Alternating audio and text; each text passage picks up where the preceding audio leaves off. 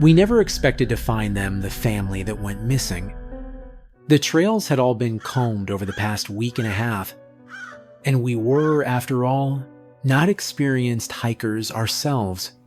My sibling Ace and I had never really roughed it, never detoured from established trails, at least not intentionally.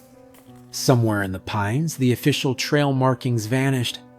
Our phones lost all signal, and the narrow track we followed wound upwards along the steady slope through the trees before finally petering out into nothing. We were about to turn back when we spotted, just ahead, a clear, smooth patch of land with the remnants of a stone circle for a campfire and some discarded soda cans. Ace grumbled and went to collect the cantonly to call out to me when they found a bright pink backpack. Inside was a notebook, a crumpled paper lunch bag, and a sloth plushie. "Found a snack for you." Ace tossed me the lunch bag. "Dude, that is foul." Catching the bag, I caught a whiff of the rot instead remnants of a sandwich, now stale and furry, and a mushy apple. I plucked out the mushy apple and flung it at my older sibling, who swore and ducked. Then together, we both examined the backpack. The same thought must have crossed both our minds. Then what if the backpack belonged to the family that went missing? We'd strayed off the path. What if this was the same way they came, only they got lost and never found their way back? According to the news, the family parents Patty and Joel, their daughter Emily, and Patty's brother Michael went missing during what was meant to be an overnight backpacking trip. Witnesses saw them park their car at the trailhead and hike into the crisscrossing, well-worn trails of the pines. That was over a week ago. Now, I squeezed the sloth plushie. Its fur matted from being cuddled so long. Could this have been the daughter's? Ace flipped through the notebook, showed me a long-haired stick figure sketch of smelly Uncle Mike. We both smirked, but stopped smiling when flipping to the inside cover revealed a scrawled name.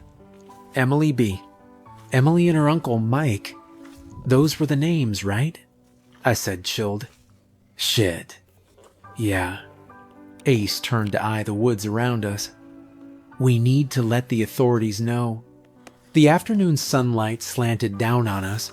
There were no other traces of the family around the campsite.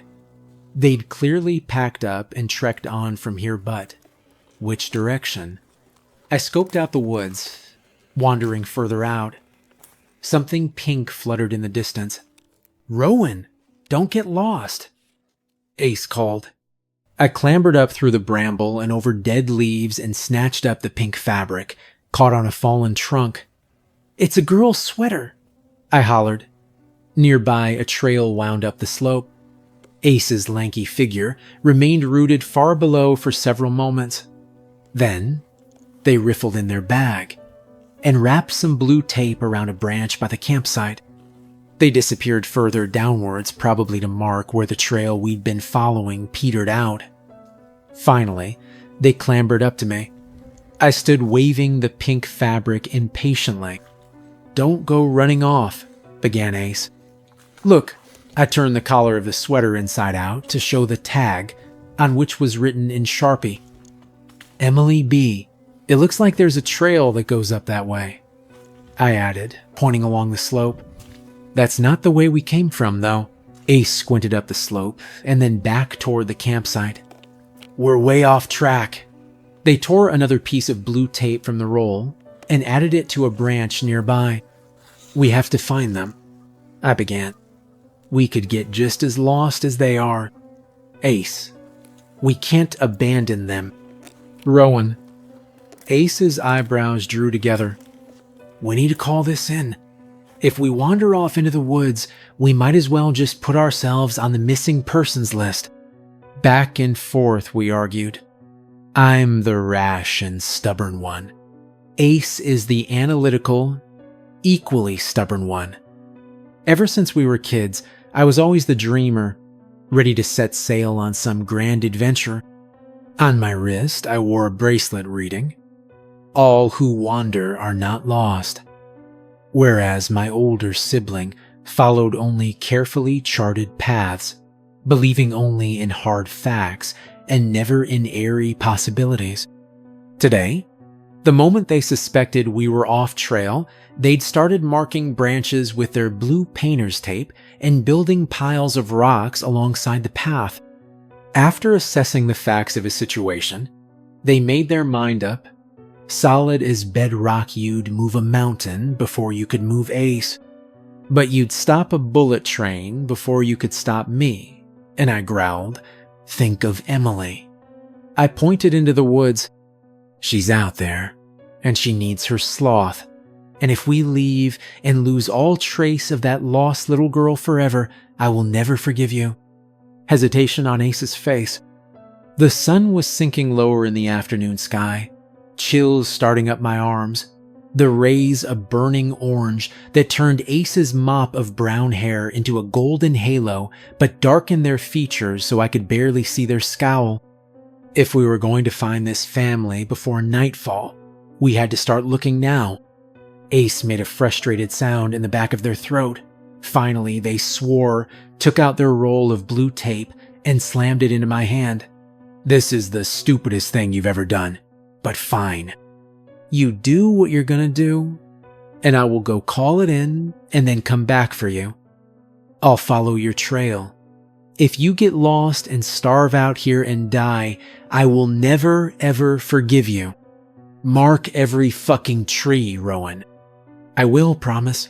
I will." My sibling hugged me hard. Then they spun on their heel and left. "And for the record," they shouted over their shoulder, "you are a total moron." I flipped them the bird. Without even looking back to see this gesture, Ace was already raising their arm to flip me off in return. Then I turned and scoured the slope above there. It was right there, a well-trodden path winding upwards. I marked it with the tape and started hiking. The temperature seemed to drop as I ascended, as if the air up here was thinner, colder. But the trail itself was wide and free of debris, the afternoon sunlight filtering through the pines and dappling the leaf-strewn trail. It was an easy, uneventful climb, so easy I nearly forgot to mark the trees. It seemed pointless, with the path being so clear. I only put up the tape because I'd promised my sibling, making sure that each blue ribbon was an eye shot of the last. I'd been hiking for about 40 minutes when the path opened up suddenly in front of me, the slope leveling off, and there amidst the trees, in a small clear patch there, was a cabin. A pink thermos sat on the front steps. I rushed over and snatched it up. The surface was covered in stickers of anime characters. Emily's. But then a question entered my mind. Why isn't the cabin on our map?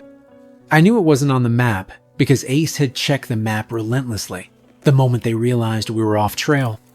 Maybe it wasn't there because the map was too old, or because the cabin was privately owned, or maybe we'd strayed so far that both the path I'd hiked and this cabin were in an entirely different area. But none of that would explain why the missing family had found this cabin, entered, and remained missing. Still, they must still be inside. With that thought, dread ballooned inside me. If I opened the cabin door, what would I find? Suddenly, I very badly wished that my sibling were with me. I've always been the superstitious one, who gets nervous about walking through graveyards at night. Ace never worries about flickering lights or haunted cemeteries or unknown horrors. Ace sees only electrical problems or soil filled with decaying organic matter. Their fears are always practical. Unpaid bills, authoritarian laws, muggings, or violence. Never ghosts, curses, or whatever was waiting in that cabin. I glanced down at the plush sloth in my hand and back at the ajar door. The windows were cracked and dark. Grime caked the glass. The steps creaked as I reached for the door, and I felt my nose wrinkle and my stomach clench because of the smell. A terrible smell. It came wafting on the air. like garbage and sewage and meat left out to fester. An unbearable chill numbed my arm the moment I gripped the knob, and I braced myself and thrust the door open. To my surprise, not only was the cabin brightly lit, but several faces turned toward me. A thin, tired-looking man raised a hand to his lips for silence. "What? Are you Joel?" The man motioned to his lips again, more desperately. A woman at the seat across from him glared at me and shook her head. Her mouth had strange markings across her lips, like she'd drawn stitches over them. A little girl next to the woman looked at me anxiously, her eyes widening as she noticed the tattered sloth in my hand. The last person, a long-haired man seated next to the tired-looking man, did not turn around in his seat or move at all, and I could only see the back of his head. All four of them had their hands holding each other's on the table, except for the finger that Joel had raised to silence me. He motioned me to sit in the chair to his left. This was so strange. I had so many questions. I came over and pushed the sloth toward the little girl, saying as I sat down, "Are you Emily? People have been..." "Shh." Again the finger at his lips in a stern reprimand, and then the door to the cabin slammed open. I yelped, gasping as a hand gripped mine firmly. Joel had hold of my arm. He jerked me closer and pointed to himself, to his eyes, and closed them. I glanced to his wife, his daughter, already with her eyes squeezed shut. That was all the warning I had before I heard the footsteps, and I started to turn my head. His fingers dug into my arm. I squeezed my eyes closed. Something stepped inside through the open door. The scuff of footsteps on the wooden slats, and the sound of chuckling. There was something vaguely familiar about the voice. I couldn't place it, but the longer I listened, the more familiar it seemed, like a word on the tip of my tongue, or a name I couldn't quite remember to a familiar face. The footsteps and the soft cackling drew closer. There was also something unpleasant with the footsteps. A smell, the waft of something rotten, or maybe of body odor, and then a whisper in my left ear, as if lips were just next to my skin. A cold, rotten breath. I think it whispered my name. The fingers on my arm tightened in warning. The whispering moved, now to my right ear. The footsteps moved around the table. I almost opened my eyes to see who or what was in the cabin with us, but instinct told me not to look. The steps circled around the room and then receded out the door, which clicked shut. The pressure on my hand eased, and I opened my eyes. The first thing I saw was 4 faces turned towards me, 3 of them anxious and worried. Joel, his wife Patty with her stitched lips, oh God, were the stitches real? Their little daughter Emily. But the 4th face, I gasped, and Joel's hand squeezed mine again, hard, reminding me not to speak or scream. Sitting next to Joel was the long-haired man who must have been Uncle Mike, in a worn jean jacket, recognizably the long-haired stick figure drawing from Emily's notebook. But where his eyes should have been were gaping bloody sockets, and his mouth was also stitched with thick black thread. Joel tapped a finger on the table and pointed to the center. For the first time, I saw the words etched into the wood. Speak and be silenced. Look and be blinded. Leave and be bound. When the last chair is filled, you will be free. My gaze lifted again to Uncle Mike, and then passed across the faces of the other 3, looking at me with anguish. I bolted upright, but Joel seized me, shaking his head fiercely. He jabbed a finger at Emily. At first I thought he was saying, "Don't you dare abandon my daughter." But then I realized he was pointing at her hands. She had not reached to pick up her sloth, despite having looked longingly toward it. Then I saw the little girl's frightened eyes drift from me to her hands, her hand holding her mother's, and her other hand on the table. They weren't holding hands, their hands were nailed to the table. Joel squeezed my arm again and mouthed the words, "Leave and be bound." All the air left my lungs. I collapsed back into my seat. The wheels of my mind ground to a halt with panic.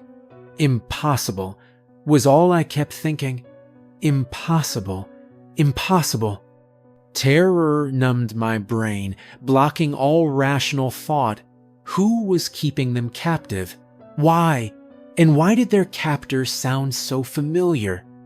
Next to me, Joel still held a grip on my arm, but used his other arm to push the sloth to his daughter.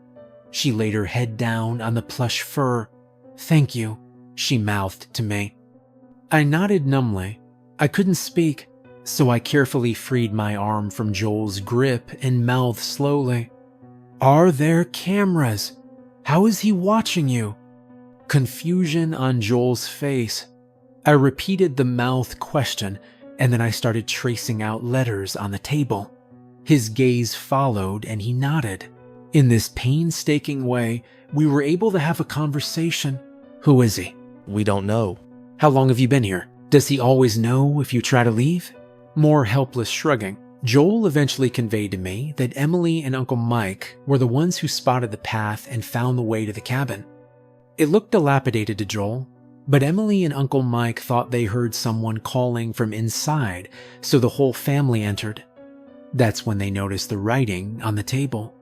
They were trying to decipher what it meant when it came inside. Uncle Mike had looked, and it had taken his eyes while he screamed at everyone else to run. Patty took Emily one way, while Joel ran the other. Joel tried to lead their pursuer off, but he got lost in the woods. Patty and Emily somehow got turned around while fleeing and wound up back at the cabin with it on their heels. They tried to hide inside and barricade the door, but it forced the door open. By the time Joel returned to the cabin, he found his wife and daughter with their hands nailed to the table, his wife with her mouth sewn shut.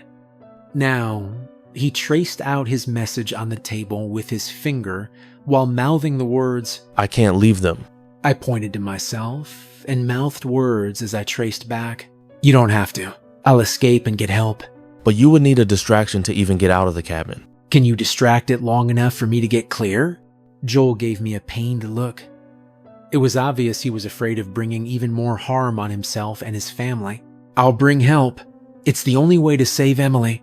Joel shook his head and sighed. But his wife, who could neither speak nor move her hands, stomped her foot and caught his eye.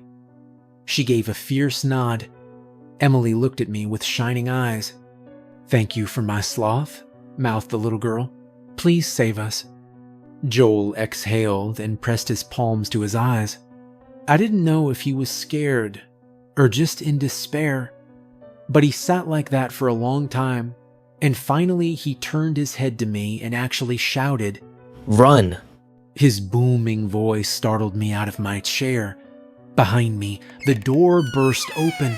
"Don't look," Joel added as he lunged past me, putting himself between me and the intruder, and I don't know if his eyes were open or not. All I know is he screamed, and Emily let out a sob, and I felt my way blindly to the wall and along it toward the door even as that sinister chuckling passed right by my ear. Joel groaned, and there was a loud wham as he was slammed back into a seat, and then the thud, thud, thud of a hammer. Then I was outside, pulling the door shut behind me. I opened my eyes and bolted for the trees. The sky was deep purple, just enough light for me to see. How many hours had passed? How long ago had sunset? I ran down the slope and ran and ran and ran, not even caring which direction. All I thought was, away! My legs and lungs burned as I flew down the slope and stumbled to a halt because in front of me was the cabin. Laughter sounded from inside. The door creaked open. Turning away, I sprinted back into the woods. By now, I had a stitch in my side. This time, I went upwards. I was still stumbling through the bracken when the chuckling, which had been behind me, was suddenly in front of me. No matter how many times I tried to go deeper into the woods, the laughter of that maddeningly familiar voice kept returning, too close, hurting me back, and sometimes calling my name, Rowan. And then I was at the cabin again, all the wind gone from my lungs, the voice whispering my name just behind me. No. I rushed inside and slammed the door shut. Joel's hands were nailed to the table. His eyes were squeezed shut. Patty and Emily looked at me in despair. I took my place quickly. Then the door burst open. Thud, thud footsteps, clunking fast after me. And then that rotten breath wafting into my ear, heavy and close, fingers squeezing into my shoulder. Panicked, flailing, I fought blindly against my assailant's grip. My fist connected with a smack against skin and bone, but the person, was unfazed, the grip tightening, stronger than ever, and the thing was laughing in my ear. No, the scream tore from my throat. Rowan, its eerily familiar voice growled in my ear. It didn't sound human, and yet I knew its voice, familiar the way a tune is familiar when you've forgotten the words, a tune like a lullaby. Like I'd known this thing from before I was even born. "Let me go!" I shrieked. I screamed. I spat. I fought with everything I had, but its powerful grip only dug in harder, more painfully, like talons. I felt myself dragged, writhing, from my chair, my heels scraping across the floorboards as it hauled me across the cabin floor. Rowan, stop it! It's me, Ace! Suddenly, it was just a voice, a human voice, barking at me over and over as I was hauled down the creaking steps and into the dirt. Ace's lanky silhouette leaned over me, their face flushed as they panted with exertion. Gasping, I blinked up at my sibling. The sun was so low in the sky that the stars shone through the skeletal branches. "Ace?" I groaned. Yes, thank fuck. I think you broke my nose. What happened? Hell if I know. Why were you sitting in there holding hands with rotting corpses? Corpses? I whirled to look back at the cabin. We were in the dirt just below the front steps. The door hung open. Inside was dark, but the smell that wafted out made my stomach buck. Ace snatched my arm and pulled me towards the trees. Let's get the fuck away. I jerked back instinctively. But Emily, I said. I was too confused to do much more than cast a quick look behind me as my sibling tugged me into the pines. The cabin looked even more dilapidated than I remembered. The window panes cracked and missing, and the roof sagging like it was about to collapse. Through the darkness of the open door, I could make out vague shapes, still and solemn, positioned around the table. And then Ace was pulling us into the bramble. I asked why we didn't take the path back down, and my older sibling snapped. There's no path. I was barely able to find your markers. It felt like I was lost between dream and wakefulness, in some strange limbo, while Ace shined their phone flashlight around, trying desperately to catch the beam on the occasional blue tape wound round branches, or on piles of stones, or pieces of clothing tied around trees. Apparently, Ace had supplemented my trail with their socks, a headband, and other items from their pack. Even so, it was harrowing trying to find our way through the darkening twilight. We reached the campsite just as pitch black descended. "Are the police coming?" I asked. I didn't get very far before I decided I'd rather die being stupid with you than go for help and risk losing you. Oh. So? There were no authorities coming to look for us. We built a small fire and huddled together to wait for dawn while Ace told me slowly, haltingly, what they'd seen. They followed my blue tape trail to the cabin and found me sitting at the table, eyes squeezed shut. When I didn't react to my name being called, they noticed the family appeared to have simply died sitting around the table holding hands, and I was holding their hands too. It freaked them out. Then they saw one of the family had no eyes, that the eyes had been wrenched out, and one of the eyeballs was held in the free hand. The man had apparently plucked out his own eyes. Between this and the reek of decomposition, Ace rushed out and threw up. When they finally stopped being sick and came back inside to get me, I came bursting out past them and ran, and they chased me around the cabin 2 or 3 times before they found me sitting back in the chair holding hands again. That's when they grabbed me, and I punched them in the nose. "Oh," I said quietly, and then, dreading the answer, "Did you see anything on the table?" Ace was silent for a long time before grunting.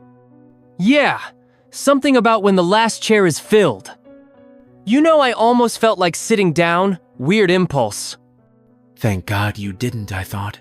It was Ace's total lack of imagination, their dismissal of that thought as nonsensical, that probably saved them and me. We waited until the sky turned gray, and then we finally staggered to our feet and found our way to the deer trail and back to civilization, where we reported our finding of the missing family. But the family is still missing. The authorities got as far as the campsite before being unable to follow our markers. They are all still there, their spirits trapped within that cabin, nailed for eternity, for as long as their souls will have to wait, waiting for me to bring help. I'm sure I could find my way, but I'm too afraid. I don't know what happens if that last chair is filled. I know something will change, but the thought of it happening fills me with the deepest, most terrible dread. If I tell you where to look, will you go and save Emily? You wouldn't be stuck forever, I don't think. When the last chair is filled, you will be free. They say the last chair holds the key to freedom, but what if filling it is the very thing that seals your fate?